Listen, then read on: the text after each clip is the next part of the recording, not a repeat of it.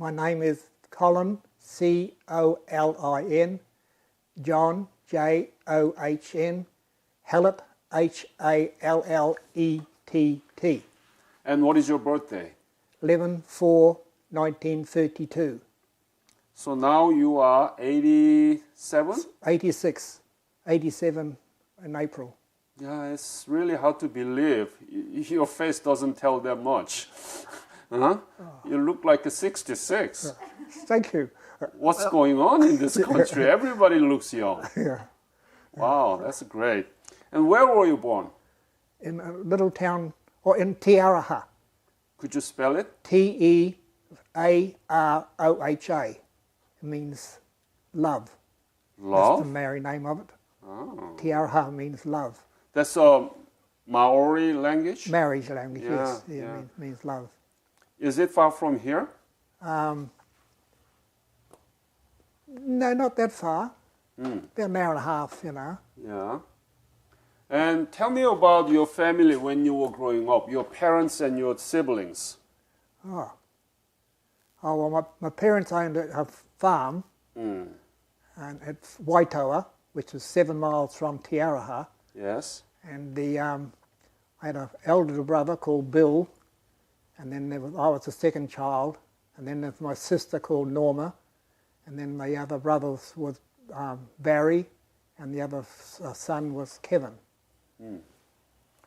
And school you went through? I went to Waitoa school. Waitoa? Yeah, Waitoa.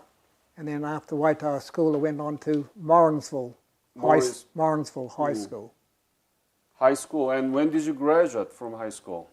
Ooh, 1945 or 6. And when you graduated high school, did you know anything about Korea? Nothing. No, nothing at all.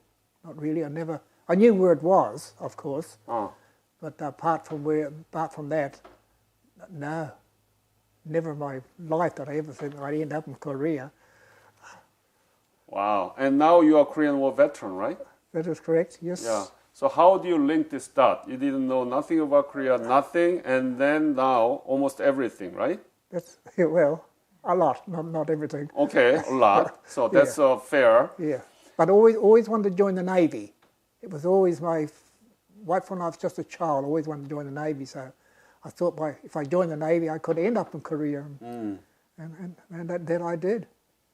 So when did you join Navy? 1946. Yeah. I was 15 when I joined the Navy. Yeah, everybody tell me, those who serve in the Navy, they told me that they joined the Navy at the age of 15. That's right. I cannot believe that Navy allow these young boys to join. Yeah, well, we was called seaman boys. Yeah.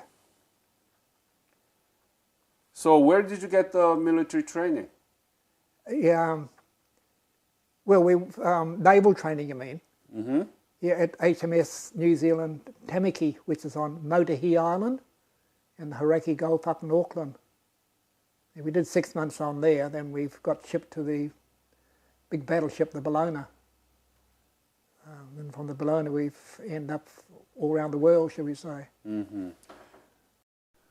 What was your specialty? I was a gun layer. Gun what? Well, after Tamaki, I went back to Phillimore, HMS Phillimore, and specialised in the gunnery. Gunnery? Yeah, which was anti-aircraft guns and 4 inches, you know, all the big ones, you know. Anything to do with guns. That was what I specialised in. So you must be a very good shot, huh?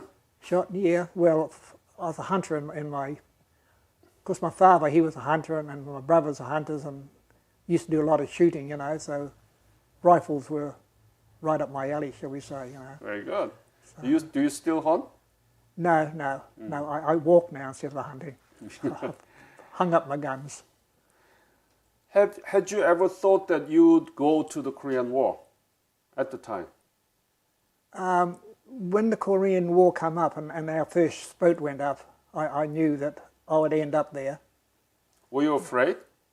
No, not really. No, Not really? Not for one moment. You were no. very young at the time, right? Yes, yeah. How old were you when when the Korean War broke out? It was I was up there. I 19? was 20. 20. 20, yeah, because Yes. I had my 21st birthday in Hong Kong. In Hong Kong. Hong Kong. Yeah. Yeah, that's right. Yeah. And then from Hong Kong, where did you go? We was based in Sasebo and Kuri. That was our two ports that we was based in. Mm. And what was your unit? I was on the HMS NZS Canary. HM His Majesty's, or Her Majesty's New Zealand ship Canary. NS. Majesty. New Zealand ship Canary. K-A-N-I-E-R-E. K-I-N. K-A-N-A-R-I-R-E. I-R-E. Canary. Canary, yeah. Yeah. And It's what a- kind of ship was it? It was a frigate. So young children doesn't know about this. So tell me about what kind of ship was it? How big and what kind of guns and what was the main mission? Well, gunnery was there. Our biggest gun was a 4.25, and then of course we had the squids for underwater submarines. They were like big bullets we fired out the front of the ship, and like depth charges, the old depth charges. That was it. And then of course he had an Orlican, and then the other gun we had on board was a pom-pom. It had 6 barrels, and they just fired like the old Gatling gun, you know, bunker, bunker, bunker, bunker. Yeah. That was the armament that we had on board. I'm not sure how long the ship was. Something wasn't, you know, we just took for granted, you know, the length. But How many crew was there in the ship? ooh, How big was it? that wasn't that big. Approximately how many? Oh, we would have about 250, 300 or so. That's still a lot. 250 in a ship, right?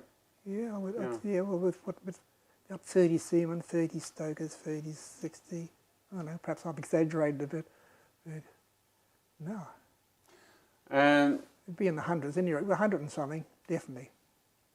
from Hong Kong and you went to Sasebo. That's your the Base, that's base. that's where we used to restock and have a bit of leave before we went back out on patrol again, up and down the coast. So when was the first time that you were in Korean seas? That I can tell you exactly because it's out in the car, but Approximately. What year was it? the year was 1953. Before or after the war? No. The war was still going as far as I know, so it So must have been. the war started in 1950 and 50. ended in 1953, July. Oh, well, it must So- have been 52 then. 52. Yeah. And were you in the East Sea or Yellow Sea? That's a good question. Was it? Where's Pangyang Do? Yeah, west then. That's where we were. Tell me about your mission and your task there. What was this frigate was doing there? Oh, we patrolled the coast, checking all the sampans and the any of the shipping that was the South Koreans on board and not North Koreans. We had we quite often was told a target to fire on ashore.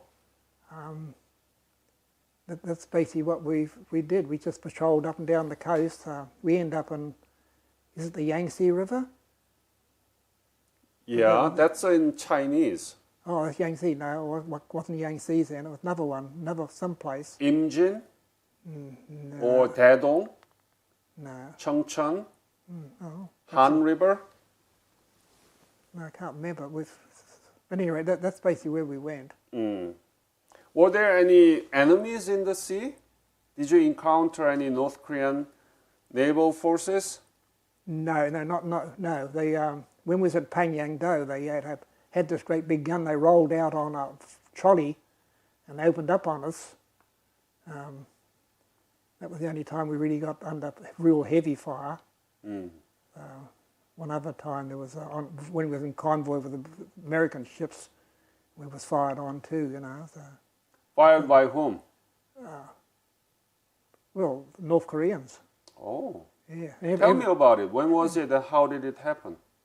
Well, the American ships used to do patrol the same as us, and of course we had our guns loaded, and when it come to dusk, they used to empty the barrels out, so, you know, so for the next day, you know, you couldn't leave them in the barrels all night, so they'd just fire them. Well, this night they fired all the shells off, and then they was attacked, and they was caught, well, as the saying goes, with their trousers down. They had a mad scurry to reload and you know, fight off the planes. So that was it. So you were in charge of all different kinds of gunnery there. No, I was a gun layer on the 4-inch gun. There was 3 major people on the 4-inch gun. There was the trainer that trained it left and right, and then there was me that trained it up and down for the elevation, and then the range guy had to put the range on to get the angle for the xenobomb. And then of course we had all the other guys that would put the shells in and work the breech and whatever, but that was basically the thing. And of course in those days everything was manual, not like they are today, automatic, so of course I had to pull the trigger, so I pulled the trigger and that was my job. And tell me about the life inside of the frigate. Where did you sleep? How small was it? And, you know, did you take a shower or meals? What did you do, leisure time? Tell all the details, because young children in New Zealand will listen. Well, when I went on board the frigate, we had a small locker, you know, it was just like a little bubby locker that we kept all our clothes in, and we had a mess, just a wooden table with 2 seats on either side, and a few plates and cups and knives and forks. And when you was due to cook, you had to go up to the galley to bring down all the meals for all the guys, and then you dish out the meals. And of course in the Navy we always got a tot of rum, so we had to give the guys their glass of rum every day. And then it was our job to clean up afterwards and keep our mess deck very shipshape, because if you left anything laying around, it got confiscated and then you had to pay to get it back. So we had to make sure you didn't leave anything laying around, and they were, because they will make a mess. That's right, and everything every night the officer of the watch come round and checked that their place was shipshape. And every weekend, the captain of the ship come down and inspected everything, you know. At night time, we slept in hammocks, and I really liked sleeping in the hammocks. And when the sea was nice and smooth, you got a gentle swing to one side, one to the other. Like a lullaby. Yeah, but when you were in the real rough seas, it wasn't quite good, so they'd go up and then go, boom, you fall back down, but apart from that, it was terrific, you know, this thing. It was a free roller coaster. Yeah, in a sense, yeah. We had the evolution block where we go down and have showers, you know, and shave and everything. And then, of course, we had toilets, was a bit like a racing stable. You only had, the barrier only come up half of your shoulder, so I think the idea was to make sure the guys weren't there smoking. So, that was basically, you know, everything was on board, you know. And during the day, of course, we worked during the day, and then during the night, we had had 4 watches, you know. So every 4th watch you went on, you had to go on work the night, you know. So one night you'd work, say, the forenoon, and then next night the afternoon, and then the next day you'd work into the middle, which was, and if you did the middle watch, next day you got the day off. So, and then of course you had what they call the first watch, and the second dog, and then you had the morning watch, and you always had to scrub the deck if you had the morning watch, and then it was back to normal again. You know, this is what you did at sea. You seem to really enjoy that. Oh yeah, no, it was you know. It's nice, isn't it? Yeah. No, when you look back on it, it was pretty good.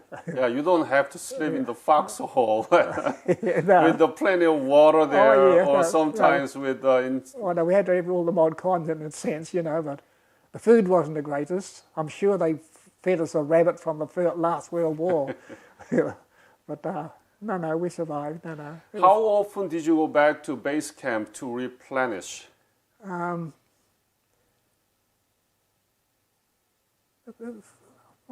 got that out there in the. I can tell you exactly. I got it out there in the van, but they. For how many days were in the sea? Like 2 months, 3 months? No, I think only about a month. I think. Month, and then you Yeah. go back to base camp. Yeah. That's right. It's a curiosity. Did you? I mean, how do they treat the human waste in the sea? Do they throw in the sea, or do they keep it and then throw it away when you return to the camp? No, it just went into the sea. Oh, really? I'm sure of it. Yeah. That was a fertilizer for fishes, right? Yeah, possibly. Yeah, because the same as the scraps, you know, when you just threw that over the side too. So yeah, not very good for a environment today. But that's how it was, you know, in those days. Were there any dangerous moment that you might have been wounded, or something like that? Yeah, the day that they opened up from that big gun at Pengyang Do, you know, that was the most frightening. The first time I've ever been under fire, put it that way, you know. And of course, I've seen a lot of war movies before I'd gone up there, you know. So I thought that when they had these bullets whistling and stopping, I thought, oh, that was just a lot of hype they put on the films. But when the real McCoy happened, got quite you know.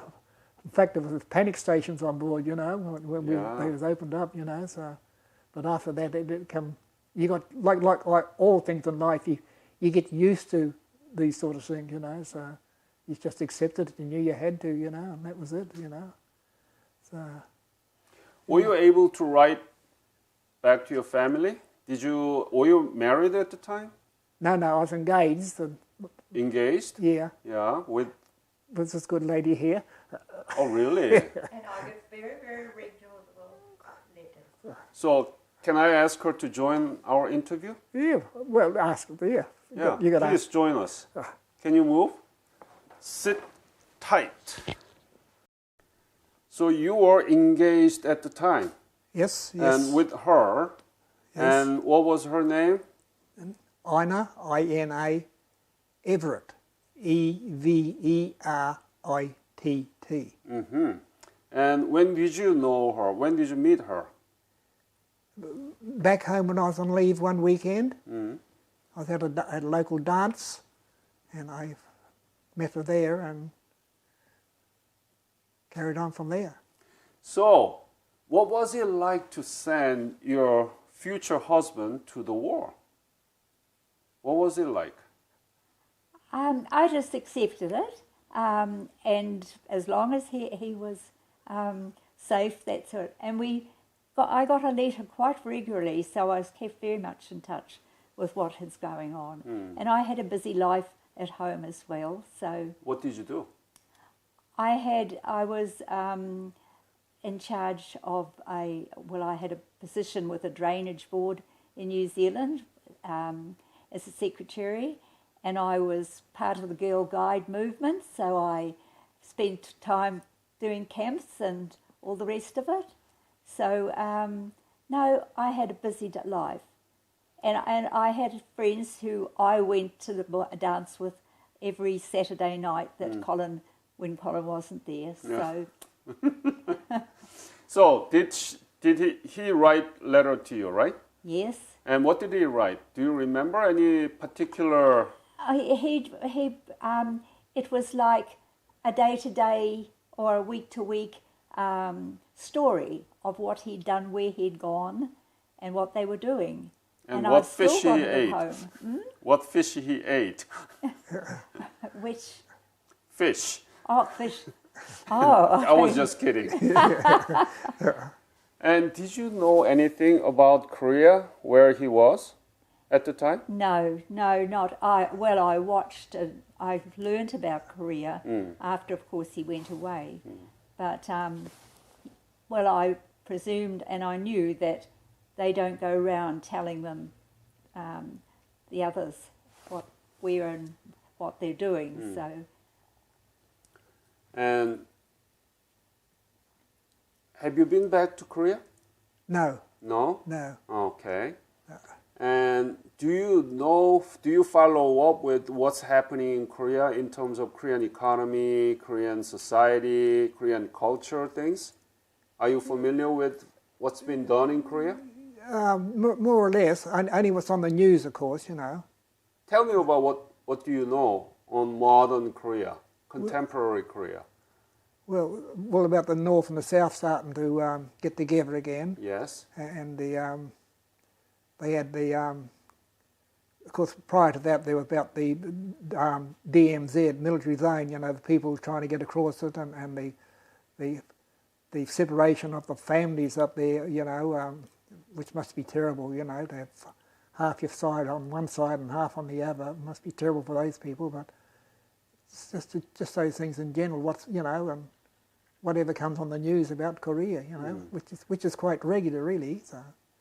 Do you know anything about Korean economy? How good that is now?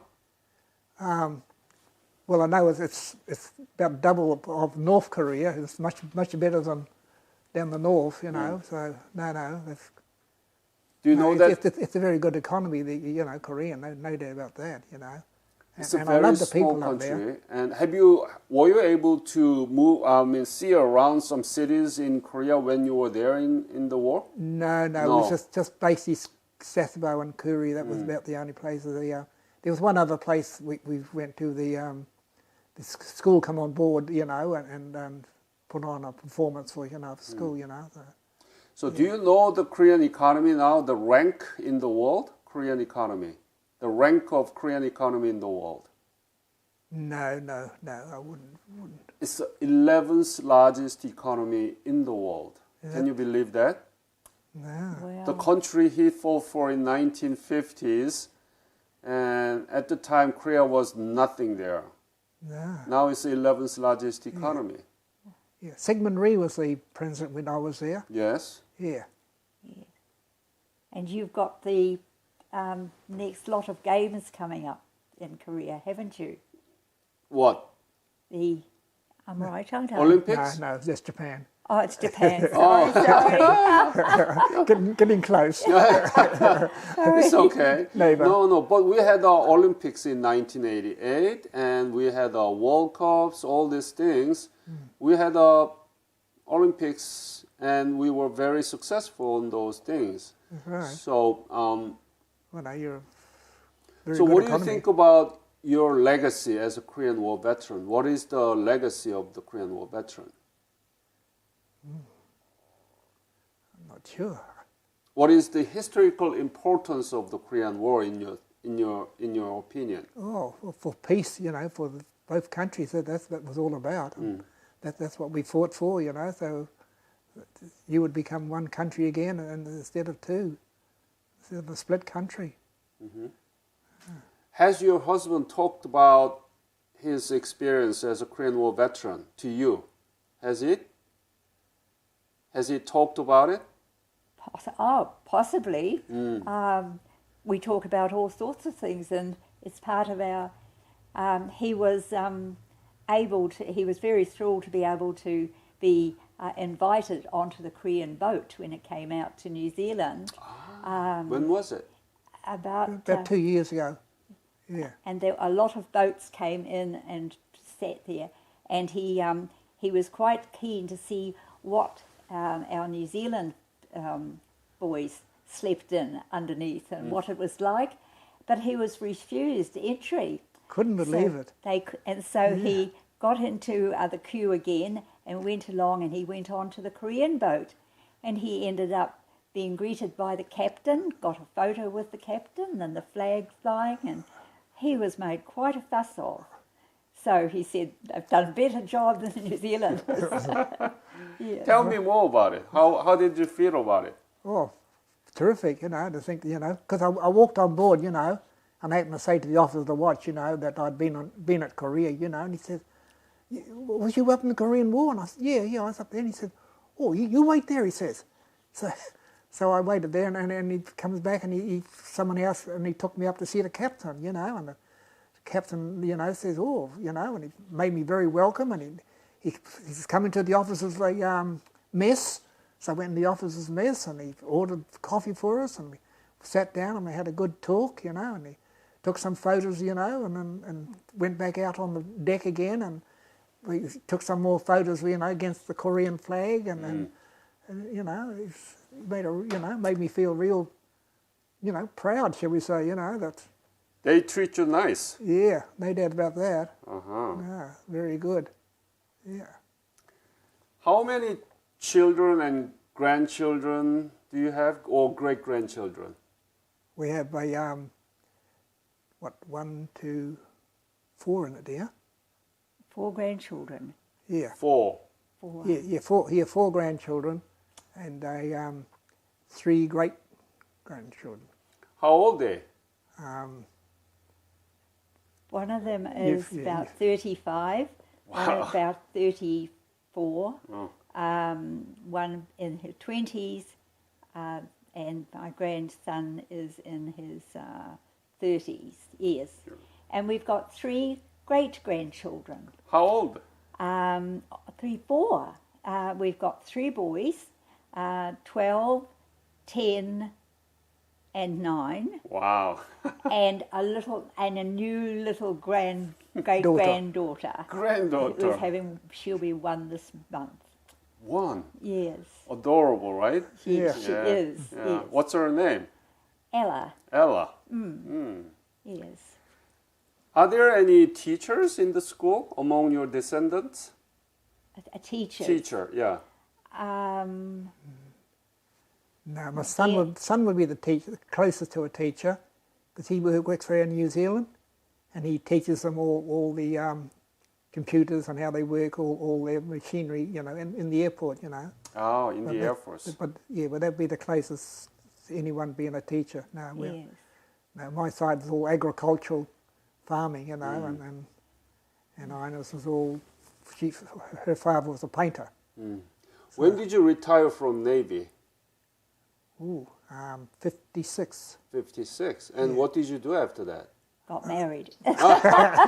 Married in 56? Yeah, 1st of December. You waited long. Wow, you were generous. 1956, yeah, we got married. Uh-huh. Yeah. And But, then? I bought a theatre milk bar down Pyro, and that was a home cookery. You know, we used to get up at 5 o'clock in the morning and make pies and Very good. bread rolls and what have you. And because Ina used to come to work and make the sandwiches, and we used to, because they had a picture theatre right next door, so we didn't get to bed till after 12 o'clock at night. You know, so we did that for what years, about 7, 8 years, and then we bought a shoe shop in Tiaraha. And we had the shoe shop for 35 years, you know. And then we, the big guys pushed us out, you know, the warehouse and all those, you know, they were bringing in shoes from Korea, shall we say. Oh, no. they were selling them for what we was buying them, you know. So we couldn't compete, you know. Oh. So we just closed up shop in the finish. So that was it. But my son, he learned to be a chef, and he worked down the chateau, you know, and Tongariro, and then he had the silver service at Wairaki, and then he ended up buying a burger bar in Tiaraha. So Fish and chip shop. yeah, fish and shops and that, you know. And my other daughter had the milk bar in town, you know. So my wife went to the milk bar and I went to the burger bar, and I used to cook every Friday night. I used to cook fish and chips. And then my son, he sold that, and then he got a vending run, you know, for these vending machines. So he had them all around the countryside, you know, and he got sick of that. So he said, "Oh, Mum and Dad, you can take over, and I'm going to Auckland." So that's what happened. So we've still got the vending machines. We're still doing it. Yeah. But it's just more of a hobby than a I see. thing. It's Yeah. not a fully fledged business. It's a, you know. So he works for Air New Zealand, and my daughter works for Air New Zealand. So, yes.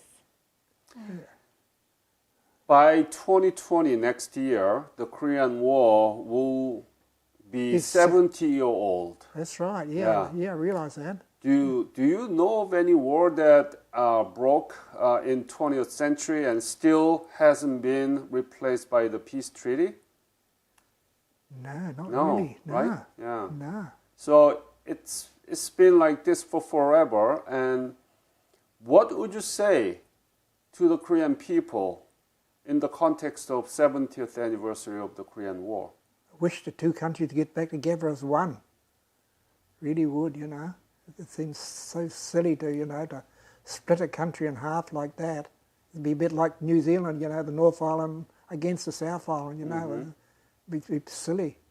It's silly. Yeah. Huh? It's a tragic also. And to think that your economy in the South is so good and theirs in the North is so terrible, it's shocking, really. It really is. But you're living different lives, aren't you, in the Yes. south to the north? Yes. Oh, Yeah. it must be That's very that's different. so sad too. Yeah. Yes. South Korea is 11th largest economy. North Korean economy is suffering, so that many people actually died of hunger in 1995 to 1999. So there are a drastic difference, and we want to be united soon. Yeah. Yeah. But bet there you are a do. lot of problems. Oh, yeah. Do you ever see it? Do you see it happening in the foreseeable future? I am not sure. Maybe we can normalize our relationship, and that's how we can start our reunification process. But Yeah. you know, you never know, because the Western German prime minister came to Korea in 1989, and he was asked by the reporters that, do you see any foreseeable near future that Germany would be united? And he said, I don't have any idea. And that was 1989. Next year, after that, That's right. The wall Germany come was down. reunified. Yeah. So, you know, Frustration. this kind of things sneak upon you, and you never know. But I'm not sure. I don't think it will be that easy. No. What would you say to the Korean people? Do you like Korea, right? Yes, yeah. Yes, The and- Korean are terrific people, you know. Yeah. Do you have any special message to the Korean people in the context of 70th anniversary? Well, I'd like to thank them for looking after us so well. But no, I just wish them all the best for the future, and certainly hope that, you know, they do become united with the North. Their dreams are realised, Yeah. Yeah. because it must be a big dream, and from one generation to the next, or a big hope. But it must be terrible to have families split in half, you know. Yeah, there are so many families been separated Yeah, since that's right. since the war, Yeah, no. and that's terrible. But we need your support, you know. That's right. Yeah. Any other special message that you want to leave to this interview about your service as a Korean War veteran? Not offhand, no. I was very happy to serve, you know, to help them out, you know. A wonderful Yes, experience. isn't it? it was, you know, it's terrific to look back on now. Wasn't quite so exciting at the moment, but when you look back, it's, you know, there were some marvelous times, you know. Yeah. I want to thank all the soldiers and you from New Zealand to fight for our country, so that we have opportunity to rebuild our nation, and it's stronger ever in our history. And that is your legacy, that you gave us opportunity to rebuild our nation. And we'll remain as good allies to each other and friends. That's right. Yeah, we hope so. Yeah. Thank you, sir, and thank you, madam. Thank you very much. Yes. No problem. No. Colin had quite a thrill to go up to Auckland to a place that you can buy things from the Navy, and he found out that there was a big gun outside in the back area.